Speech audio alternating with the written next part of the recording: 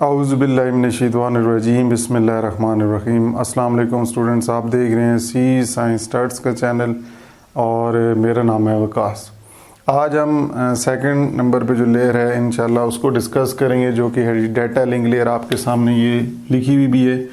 आज data link layer के बारे में हम पढ़ेंगे कि डाटा लिंक लेयर क्या होती है और इसकी क्या फंक्शनैलिटीज़ या रिस्पॉन्सिबिलिटीज़ हैं OSI मॉडल के अंदर। तो लेक्चर शुरू करने से पहले अगर आप फर्स्ट टाइम मेरे चैनल पर आए हैं तो चैनल को लाजमी सब्सक्राइब कर लीजिएगा और साथ बेल आइकन को भी क्लिक कर लीजिएगा। तो शुरू करते हैं जी आज के लेक्चर को। सबसे पहले ये आपके सामने दो डायग्राम्स बनी हुई हैं, एक नेटवर्क 1 की है, नेटवर्क 2 की। जिस तरह आप अगर पिछले OSI मॉडल की लेयर्स के लेक्चर सुनते आ रहे हैं तो उनके अंदर मैंने मुख्तलिफ इस तरह के नेटवर्क्स बनाए हुए हैं और उनके साथ ये आपको R1 R2 राउटर्स कनेक्ट करके बताए थे। अब इस नेटवर्क 1 के अंदर जो कंप्यूटर्स हैं ये अटैच हैं एक दूसरे के साथ यूजिंग बस टोपोलॉजी, और यहाँ पे मैश टोपोलॉजी की मदद से ये कंप्यूटर्स एक दूसरे के साथ जुड़े हुए हैं। अब बात करते हैं responsibility of data link layer. तो डाटा लिंक लेयर के अंदर सबसे पहला जो पॉइंट आपका आता है वो है जी node to node delivery. Node to node और डिलीवरी में मेन क्या इसमें जो आपने टॉपिक के अंदर आपने पहले भी सुना होगा, जो कि हमने ट्रांसपोर्ट लेयर के अंदर पढ़ा था और नेटवर्क लेयर के अंदर, कि नेटवर्क लेयर के ऊपर जो डाटा होता है वो बेसिकली आपका सोर्स टू डेस्टिनेशन जाता है।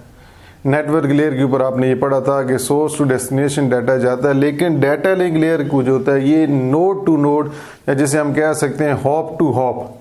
हॉप टू अब ये होता है कि मिसाल के तौर पे अब इस कंप्यूटर 2 ने, जो कि इस नेटवर्क 1 के अंदर है, यहाँ पे कंप्यूटर 3 के साथ उसने कम्युनिकेट करना है।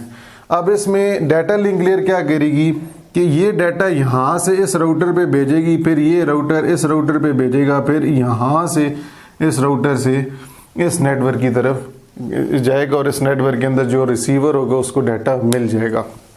अब यहाँ पर इस कंप्यूटर की मदद से इस राउटर पे डाटा गया, ये कहते हैं वन नोड, मतलब one node to one node, फिर next node to next node, इस तरह करते करते डाटा डिलीवर होता है सोर्स टू डेस्टिनेशन या सेंडर से रिसीवर की तरफ।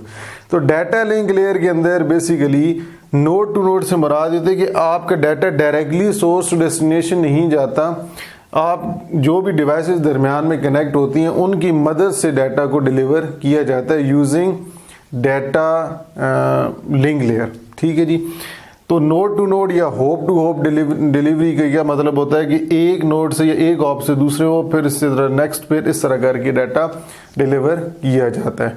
डायरेक्टली डाटा इसमें डिलीवर नहीं होता। तो ये इसका पहला कह सकते हैं फंक्शनैलिटी थी, ये रिस्पॉन्सिबिलिटी थी इस लेयर की। अब सेकंड बात करते हैं फ्लो कंट्रोल। फ्लो कंट्रोल आपने पहले भी ट्रांसपोर्ट लेयर के अंदर भी पढ़ा था, जिसमें हमने ये कहा था कि जी जो डाटा भेजा जाता है और रिसीव करने वाला जो है वहाँ पे, उसमें भेजने वाले का जो सेंडर कंप्यूटर है वो हो सकता है डाटा ज़्यादा भेज रहा हो, ज़्यादा अमाउंट ऑफ या large amount of data send कर रहा हो, और रिसीव करने वाले जो कंप्यूटर है उसकी कैपेसिटी कम हो। तो वहाँ पे हमने कहा था कि जी जो डाटा उसको डिवाइड किया जाता है, ट्रांसपोर्ट लेयर के अंदर हमने पढ़ा, फिर सेगमेंट्स में किया जाता है। इसी तरह यहाँ पे फ्लो कंट्रोल से मुराद वहाँ पे तो था सोर्स से लेके डेस्टिनेशन तक। हमने उसमें पढ़ा ये था कि सोर्स से डेस्टिनेशन पर सोर्स जितना भेजेगा डेस्टिनेशन। यहाँ पर हम नोड टू नोड, क्योंकि डाटा लिंक लेयर काम करी, तो इस नोड से लेके इस नोड तक फ्लो कंट्रोल चेक किया जाएगा, फिर इससे इस तक पे कंट्रोल चेक किया जाएगा फ्लो का, और फिर एंड पे। मतलब आप कह सकते हैं node to node flow control इस पे चेक किया जा रहा होता है। फ्लो कंट्रोल यही होता है कि मिसाल के तौर पे देखें, आप मोबाइल फ़ोन है एक आपका, और आप उसमें मैसेज आपको रिसीव होते जा रहे हैं, या आप ये समझ लें ईमेल का आपका अकाउंट है, उसमें आपको मैसेजेस आते रहते हैं, आपका इनबॉक्स फुल हो जाता है, तो एक इनकमिंग मैसेज आता है, तो हो सकता है आपका जो इनकमिंग मैसेज आ रहा है वो आप नहीं इसमें स्टोर कर सकते या आप रीड नहीं कर सकते। क्यों नहीं कर सकते? क्योंकि आपके जो ईमेल अकाउंट के अंदर जो स्टोरेज कैपेसिटी है इनबॉक्स की वो फुल हो गई है। जब वो फुल हो जाती है तो फिर आप उसको नए मैसेज को रीड नहीं कर पाते, आपको फिर पिछले मैसेज को रिमूव करना पड़ता है, ये इनबॉक्स में जो पहले मैसेज है उनको डिलीट करना पड़ता है। सेम यही कहानी यहाँ पे भी है। अगर C2 इस राउटर पे डाटा भेजता हो सकता है इस राउटर के ऊपर अभी इतनी तेजी से ये डाटा आ रहा है कि यहाँ पे बहुत ज़्यादा अमाउंट ऑफ डाटा आ गया, अब ये आगे डाटा नहीं जा सकता, और या यहाँ पे कम डाटा आ रहा है और कुछ आगे नहीं जा रहा, क्योंकि यहाँ पे भेजने वाले की जो स्पीड है वो फ्लो ऑफ कंट्रोल ज़्यादा है और एज कम्पेयर टू रिसीव करने वाले कंप्यूटर के ऊपर, लाइक राउटर की डिवाइस के ऊपर। तो इस तरह यहाँ पे फिर जितना उसका साइज होता है उसके मुताबिक उतना डाटा भेजा जाता है। इसके अंदर डाटा डिवाइड किया जाता है फ्रेम्स के अंदर, ठीक है जी, ये याद रखना है आपने। इसके अंदर जो डाटा लिंक लेयर है, इसके अंदर डाटा आपके जो नेटवर्क लेयर से आता है जो कि पैकेट्स की फॉर्म में होता है, उसको फर्दर फ्रेम्स में, आगे आपको बता दूं फ्रेम्स में फिर क्या चीज़ें ऐड की जाती हैं। तो फ्लो कंट्रोल के अंदर मुख्तलिफ एल्गोरिदम्स यूज़ किए जाते हैं फ्लो कंट्रोल को चेक करने के लिए, मैनेज करने के लिए।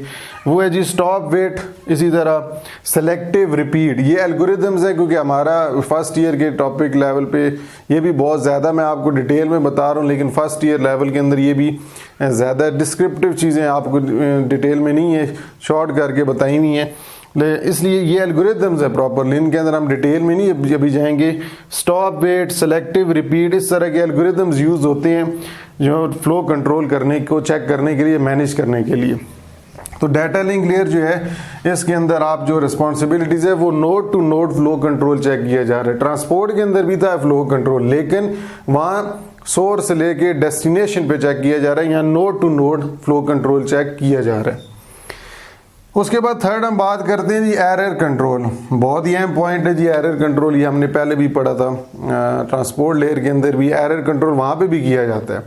देखिए उसके अंदर हमने कहा था जो डाटा भेजा जाता है वो आपका सेगमेंट्स की फॉर्म में होता है, तो वो जब सेगमेंट्स जाते हैं डाटा तो उसमें से डाटा जब हम डिवाइड करते थे तो डाटा डिलीवर ना हो प्रॉपरली, तो फिर हम उसको दोबारा चेक करते थे कि क्या कहीं कम्युनिकेशन प्रॉब्लम तो नहीं है, क्यों मैसेज या हमारा जो डाटा है वो क्यों लॉस हो रहा है।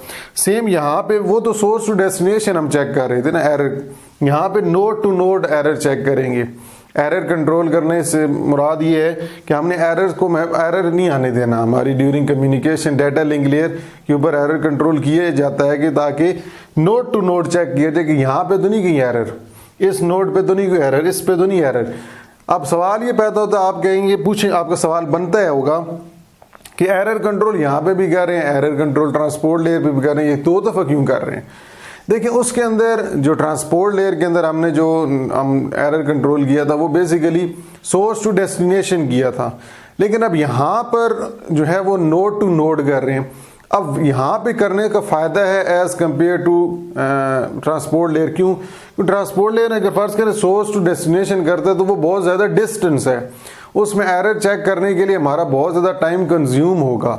लेकिन अगर एज़ कम्पेयर टू हम यहाँ पे बात करें डाटा लिंक लेयर की तो नोड टू नोड है, अगर यहाँ पे अगर एरर चेक किया जाएगा तो हमारा बहुत सा डिस्टेंस बच जाएगा, वक्त बच जाएगा, हम यहीं पे उसको मैनेज करके दोबारा डाटा फ्रेम्स की फॉर्म में दोबारा रीसेंड करवा सकते हैं।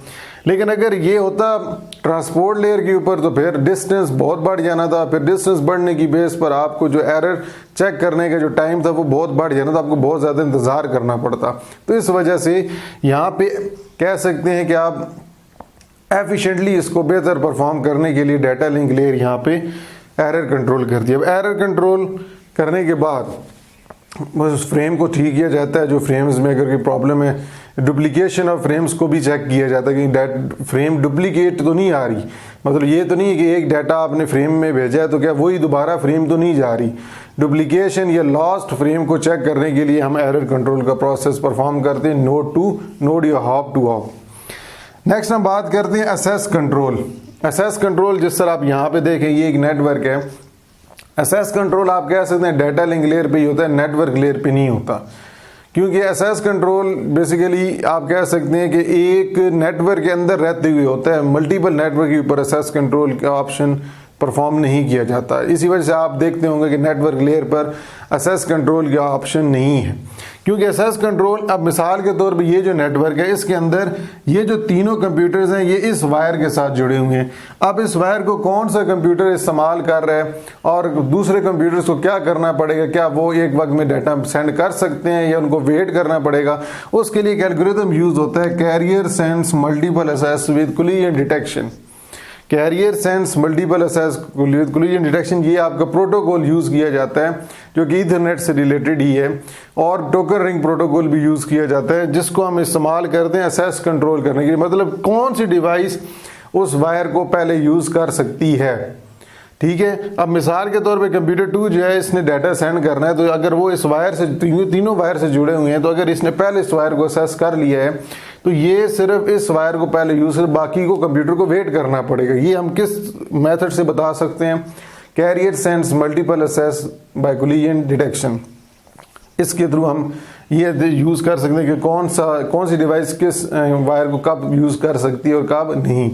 तो ये भी कौन सी लेयर प्रोवाइड कर रही होती है? Data link layer. फिर उसके बाद लास्ट आपका जो पॉइंट आ जाता है वो आ जाता है जी फ्रेमिंग का। फ्रेमिंग आपको अभी बताया कि आपका जो डाटा नेटवर्क लेयर से आ रहा होता है वो होता है जी पैकेट्स की फॉर्म में। उस पैकेट्स की फॉर्म को डिवाइड किया जा रहा होता है और फर्दर फ्रेम के अंदर, और उस फ्रेम के अंदर जब डाटा आपका डिवाइड किया जाता है तो उस फ्रेम के साथ मिसाल के तौर पे ये आपका डाटा है। अब इस डाटा को इसके अंदर दो चीज़ें ऐड की जाती हैं, एक आपका हेडर और एक आपकी टेल। ठीक है, ये हेडर और टेल ऐड की जाती है फ्रेमिंग के अंदर ताकि डाटा को फर्दर आगे भेजा जा सके।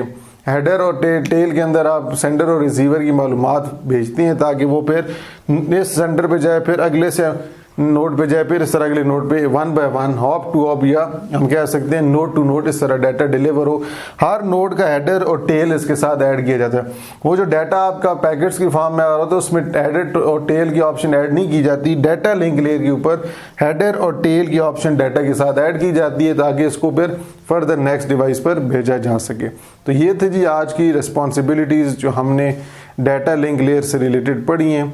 अगर आपके जहन में फिर कोई भी क्वेश्चन हो रिगार्डिंग टू दिस टॉपिक, आप सवाल पूछ सकते हैं। और अगर आपको पिछली लेयर्स के बारे में स्टडी करना है तो आप प्लेलिस्ट पे जाके पिछली लेयर्स के बारे में डिटेल लेक्चर सुन सकते हैं। मैंने डिटेल में डेप्थ में जो कि इस लेवल तक, फर्स्ट ईयर लेवल तक मैं समझता था कि आपको OSI मॉडल के बारे में पता होना चाहिए, वो आपके साथ डिस्कस किए।